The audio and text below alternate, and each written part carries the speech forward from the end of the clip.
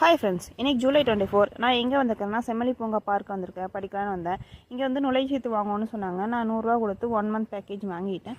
இது வந்து என்னோடய டே 2. நான் இன்றைக்கி எங்கே படிக்கலான்னு வந்திருக்கிறேன் அப்படின்னா சில்ட்ரன்ஸ் ப்ளே ஏரியாவில் வந்திருக்கேன். அங்கே எங்கே படிக்கிறேன் அப்படின்னா இந்த ஏரியாவில் தான் படிச்சுட்டு இருந்தேன். இது ரொம்ப அமைதியாக இருந்துச்சு. நிறைய பேர் வாக்கிங் போனாங்க, நிறைய பேர் எக்ஸசைஸ் எல்லாம் பண்ணிட்டு இருந்தாங்க. இங்கே வந்து அழகாக அமைதியாக இருந்துச்சு.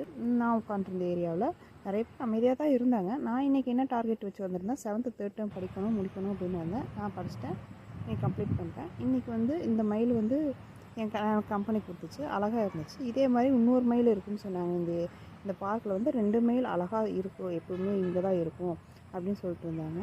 அப்புறம் வந்து நான் எக்ஸாம் கம்ப்ளீட் பண்ணி பாஸ் ஆகிற வரைக்கும் நான் இங்கே வந்து படிப்பேன். என்னை வந்து சப்ஸ்கிரைப் பண்ணுங்கள் அண்ட் ஃபாலோ பண்ணுங்கள். எனக்கு வந்து இது ஒரு மோட்டிவேஷனாக இருக்கும். இந்த மோட்டிவேஷனால நான் கண்டிப்பாக வந்து டெய்லி வீடியோ போடுறேன். ஃபாலோ பண்ணிக்கோங்க. தேங்க்யூ.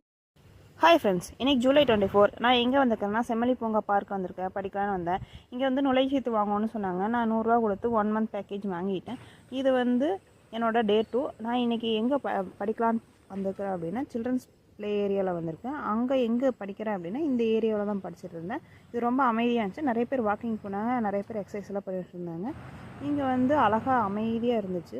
நான் உட்காந்துருந்த ஏரியாவில் நிறைய பேர் அமைதியாக தான் இருந்தாங்க. நான் இன்றைக்கி என்ன டார்கெட் வச்சு வந்திருந்தேன், 7th 3rd term படிக்கணும் முடிக்கணும் அப்படின்னு வந்தேன். நான் படிச்சுட்டேன், கம்ப்ளீட் பண்ணிட்டேன். இன்றைக்கி வந்து இந்த மைல் வந்து என் கம்பெனி கொடுத்துச்சு, அழகாக இருந்துச்சு. இதே மாதிரி இன்னொரு மைல் இருக்குதுன்னு சொன்னாங்க.